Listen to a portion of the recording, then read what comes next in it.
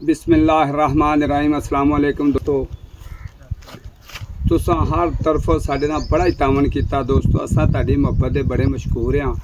ते अज बाबा जी कल दे थोड़े जे ढिले मट्ठे ने, गर्मी बड़ी आ ते बाबा जी बीमार हो जाते आ। गर्मी बहुत ही ज़्यादा भी बहुत ही ज़्यादा, तो इस वजह तो कल भी नहीं तो बाबा जी अज भी नहीं। देखो अल्लाह मियाँ शफा देवे बाबा जी नूं। तो दोस्तों गल करन दा मकसद है भी असां चैनल बनाया नवां, दूसरे चैनल दे विच थोड़ा जिहा मसला आया वा, थोड़ा जिहा ते इंशाअल्लाह वो भी जिवें ठीक हुंदा ते उवें ओहदे ते बहरहाल नवां चैनल बनाया।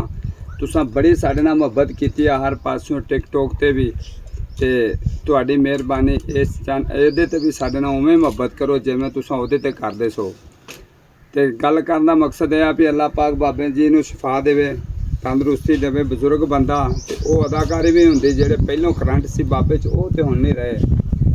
ते दोस्तों तुहाडी मेहरबानी, तुसां इस चैनल नूं जेड़ा मेरा वीर वीडियो वेखे तो दस्ती इहनूं सबसक्राइब कर ले। इहदे ते तुहानूं भी बड़ियां अच्छियां फनी वीडियो मिलणगियां, वेख के तुहानूं मज़ा आएगा।